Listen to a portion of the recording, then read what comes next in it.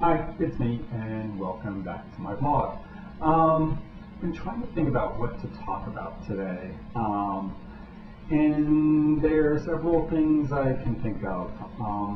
It was an interesting day for me. I've been taking French at work, one of my French benefits, and today was my last French class. I just don't really have a lot of time for it, and I feel bad. But it was kind of an interesting class because we ended up talking about economics and the Fed rate cut and politics and Obama and Clinton and things like that in French, which somehow seemed just a little bit bizarre to me because, I'm taking French and here I am talking about these things in something that's not my native language. Actually, I should say trying to talk about these things in something that's not my native language. And it was kind of surreal. So maybe I should talk about things like the economy and the issues of the day. On the other hand, when I read the morning newspapers, I see that, McCain won Florida. Oh yeah, by the way, Clinton won Florida too, but they didn't. That wasn't like the headline. They didn't show that. And it's because, as the New York Times put it, she didn't get any delegates. Although the Credentials Committee may change all that, but that's not clear yet. And if you watch my yesterday's blog, you'll understand what I'm talking about. So the media kind of covered the story. One of the ways that the Obama camp portrayed Clinton's victory was that it didn't matter, it was just a beauty contest. And I kind of found that surreal. In an Emily Latella moment, I might begin to talk about how much prettier Hillary really is than Barack Obama. I mean, she's got blonde hair, and she's fairly photogenic, and Barack is kind of skinny, and I'm more into kind of big buff guys, and Barack is just not my type. Well, Hillary's not my type either, but in terms of a woman, I can appreciate her beauty more than I can appreciate his. But that's not what they mean. What the Obama campaign means is that if they win, they will disenfranchise Florida, unless they don't have enough, or unless they have more than enough delegates, then maybe they'll let Florida in because it'll be nice to do, and they'll need Florida to win the election. What was interesting about Florida was that it still had higher than average Democratic turnout. Democracy worked there. They knew that it wasn't. They knew the issues around their delegates, and they don't care. They still went out and voted. As a microcosm, we saw what we're seeing everywhere. Younger voters tended to go to Obama. African American voters tended to go to Obama. Hispanic voters tended to go to Clinton. Women tended to go to Clinton. Older voters tended to go to Clinton. And that's kind of interesting too, because there's this divide in the party. It's not something I see as a lasting divide. I think that the party's going to coalesce around whomever is the candidate.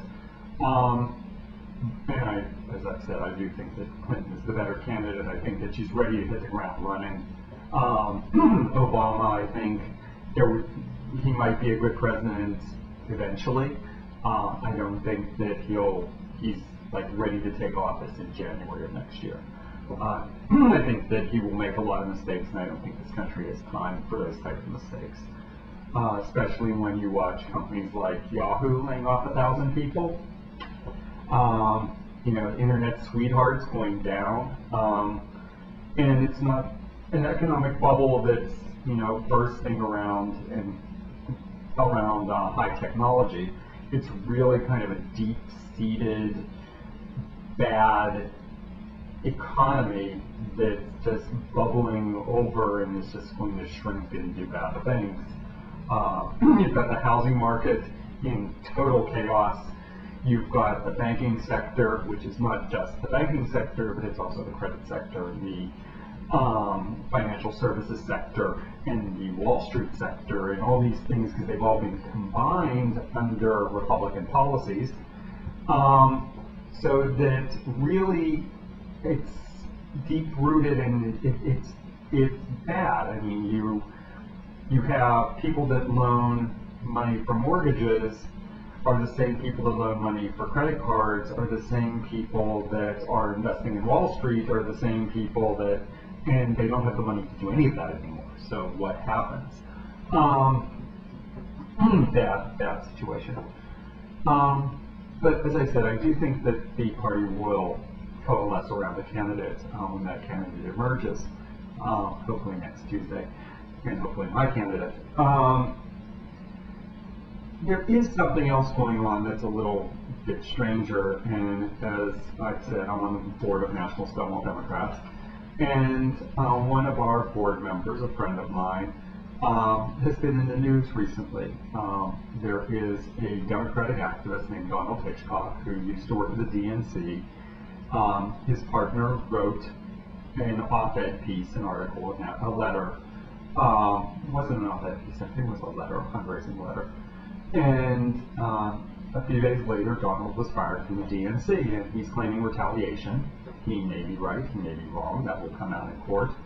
But it's gotten very, very nasty.